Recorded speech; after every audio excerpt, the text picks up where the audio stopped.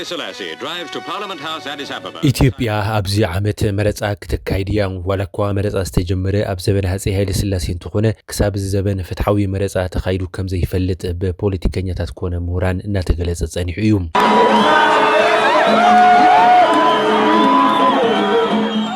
ኣብ 1948 ዓመተ ምህረት ብ1923 ዓመተ ምህረት ንፈለማ እዋን ዕላዊ ዝኾነ ሕገ መንግስቲ ኢትዮጵያ ኣብ ዝተመሓየሸሉ ግዜ መረፃ ኣባላት ቤት ምክሪ ተኻይዱ ነይሩ። እቲ ኣብ ታሪክ ኢትዮጵያ ንፈለማ እዋን ዝተኻየደ መረፃ ነታ ሃገር ጥራሕ ዘይኮነ ብኣህጉር ደረጃ ሓዱሽ ዲሞክራሲያዊ ተርኢ እዩ ነይሩ። ዋላ እኳ ብሓድሽነቱ ይነኣድ እምበር ኣብቲ መረፃ ዝተወዳደሩ ሰባት ረቑሓ ተቐሚጥሎም ዝተኻየደን ካብቲ ዘውዳዊ ስርዓት ወፃኢ ዘሎ ኣተሓሳስባ ኮነ ውዳበ ዘየሳተፈ ምንባሩን ብምጥቃስ ንምሰል ዝተኻየደ መረፃ እዩ ነይሩ ዝብሉ ብዙሓት እዮም።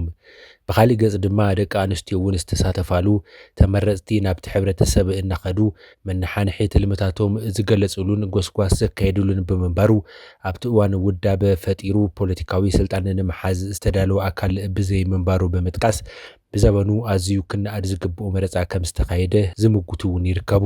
ኣብ 1970ታት መወዳእታ ብስርዓት ደርጊ ዝተኻየደ መረፃ እውን ኣካል ታሪክ መረፃ ኢትዮጵያ እዩ። እቲ ንኣባልነት ሸንጎ ወይ ድማ ሃገራዊ ባይቶ ዝተኻየደ መረፃ ከምቲ ቅድም ኢሉ ብዘበን ሃፀይ ሃይለ ስላሴ ዝተኻየዱ መረፃታት ፓርቲ ሰራሕተኛታት ኢትዮጵያ ማለት ድማ ኢሴፓ ብሕታዊ ሕጋዊ ፖለቲካዊ ውድብ ኮይኑ ዝተሳተፈሉ መረፃ እዩ ነይሩ።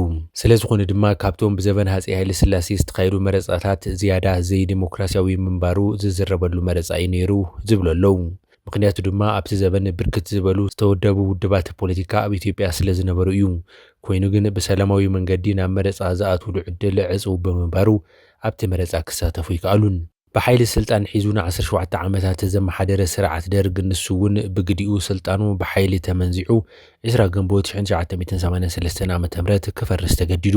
ብሓይሉ ናብ ስልጣን ዝደየበ ውድብ ኢህወደግ ኣብ ኢትዮጵያ ካብቶም ዝጸንሑ ፖለቲካዊ ባህልታት ዝሓሸ እዩ ዝበሎ ኩሎም ውድባት ፖለቲካ ኮነ ኣብ ዕጥቂ ዝነበሩ ተቃለስቲ ዝተሳተፍሉ ጉባኤን መንግስቲ ስግግርን ኣጣየሸ።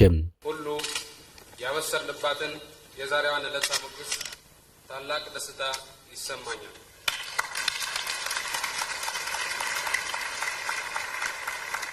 እቲ ተግባር ካብ ውሽጢ ዓዲ ክሳብ ወፃኢ ንኣዳን ተቐባልነትን ንኽረክብ ሓጊዝዎ እዩ። ክሳብ 1987 ዓመተ ምህረት ህዝባዊ ተሳትፎ ዘለዎ ምርቃቕ ሕገ መንግስቲ ተኻይዱ ፈላማይ ዲሞክራሲያዊ እዩ ዝተባሃለ መረፃ እውን ተሳሊጡ። ብሕገ መንግስቲ ትምራሕ ሃገር ዕላዊት ኮይና ኣብ 1987 ዓመተ ምህረት ኣብቲ እዋን ብዙሓት ኢትዮጵያውያን ተስፋ ዝገበሩሉ እቲ ሃገር ንድሕሪት ናብ ዘይትምለሰሉ ብርኪ ዝበፅሐት ገይሮም ዝቆፀሩሉ እዩ ነይሩ። ኣብቲ ፈላማይ መረፃ ዝነበሩ ሓላፍ ዘላፍን ቅሬታ ዝፈጠሩ ኩነታትን ከይተረፉ ኣብ ከይዲ ዝእሮም እዮም ብዝብል ተስፋ ዝተሓለፉ ነይሮም። ኣብ ዘበነ ኢህወደግ እውን ፍትሓዊ መረፃ ከም ዘይነበረ ተገይሩ ዝቁፀረሉ መረፃ ዝተኻየደ ኣብ 1997 ዓመተ ምህረት እዩ ነይሩ። ኣብቲ እዋን ኣዝዩ ገዚፍ ተናሓናሓይ ውድብ ተፈጢሩ ብምንባሩ ከምኡ እውን ህዝቢ ተስፋ ገይሩሉ ዝነበረ ልምዓትን ዲሞክራሲን ክትግበር ብዘይምኽኣሉ ተደማሚሩ ዋላ ኣብ ጎኒ ኢህወደግ ኮይኑ ዝጸንሐ ህዝቢ ናብ ደንበ ተቃውሞ ብምኻዱ ተሓዊስዎ መረፃ 97 ዓመተ ምህረት ኣብ ኢትዮጵያ ሕምስምስ ክፍጠር እቲ ገዛኢ ውድብ ድማ ከምቶም ዝሓለፉ ስርዓታት ፍትሓዊ መረፃ ክካየድ ከም ዘይፈቅድ ዝተቆፀረሉ ግዜ ኮይኑ ሓሊፉ።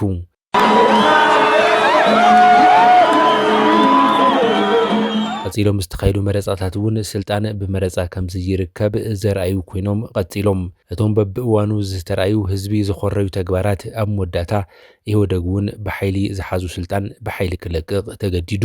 ኢህወደግ ብዓብይኡ ብናይ ባዕሉ ውሽጣዊ ድኽመት ካብኡ ብተወሳኺ ድማ ብህዝባዊ ዓመፅን ውሽጣዊ ሻጥርን ካብ ስልጣኑ ምእላዩ ካብቶም ቅድም ኢሎም ዝተፈፀሙ ኣተኣላልያታት ፍልይ ዘብሎ እኳ እንተኾነ ስርዓታውን ውድባውን ለውጢ ዘምፅእ ስለ ዝኾነ ድማ ምስቶም ዝቐደሙ መሳስሎም ኢህወደግ ስልጣኑ ብብልጽግና ምስ ተሓደገ ኣባላትን መሓዙትን ብምዃን ኣብ ስልጣን ዝነበሩ ውድባት ናብ ብልጽግና እንትጽመሩ ሕወሓት ንበይኑ ከይተጸንበረ ተሪፉ። በዝን ብኻልኦት ዘይመረዳእትን ኣብ መንጎ ሕወሓትን መንግስቲ ፌደራልን ዘይምቅድዳው ተጀመረ። ኣብ ዘበነ ብልጽግና ክካየድ ዝነበሩ ሃገራዊ መረጻ ብዝተፈላለዩ ማሕበራውን ፖለቲካውን ጸገማት ንክነዋሕ ብመንግስቲ ፌደራል እንትውሰን ኣብ ትግራይ ግን መረጻ ክካየድ ተገበረ። እዚ ብመንግስቲ ፌደራል ተቐባልነት ዘይነበሮ መረጻ እቲ ቅድም ኢሉ ተፈጢሩ ዝነበረ ቅርሕንቲ ሕወሓትን መንግስቲ ፌደራልን ንክጋደድ ገበሮም። መረጻ ትግራይ ብተዓዋትነት ሕወሓት መዕለብ ረኺቡ መሪሕነት ሕወሓት እውን ቀጸለ። ክሳብ እቲ ዝሓለፈ ኣብ እዋን ብልጽግና ዝተኻየደ መረጻ ኣብ ኢትዮጵያ ዝተኻየዱ መረጻታት ቅርሕንቲ ከይለዓሉ ኣይተዛዘሙን። ኣብዚ ዓመት ኣብ ኢትዮጵያ ክካየድ ተሓሲቡ ዘሎ ሃገራዊ መረጻ ብኣጋዝ ዘይመቅድዳው ክረኣየሉ ጀሚሩሎ። ምክንያቱ ድማ ንትግራይ የመሓድር ዘሎ ውድብ ሕወሓት ብቦርድ ሃገራዊ መረጻ ኢትዮጵያ ዝተሰረዘን ኣብቲ መረጻ ዘይሳተፈን ምዃኑ ተተሓሒዙ ዝተጀመረ እዩ።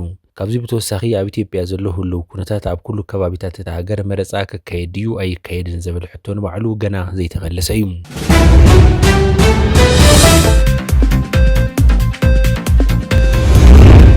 ካብ መረጻ ብተወሳኺ ኣብ ምብራቕ ኣፍሪካ ተፈጢሩ ዘሎ ፖለቲካዊ ዘይምርግጋዕ ንባዕሉ ካሊእ ነቲ ኣብ ኢትዮጵያ ክካየድ ተሓሲቡ ዘሎ ሃገራዊ መረጻ ከየተዓናቕፍ ካብ ምትዕንቓፍ ሓሊፉ ብፍላይ ኣብ ኢትዮጵያን ኤርትራን ካሊእ ሓድሽ ግርጭት ከይወልድ ስጋት ከም ዘሎ ብዝተፈላለዩ ተንተንቲ ፖለቲካን ዓለም ለኸ ትካላትን ይግለጸለ እዩ።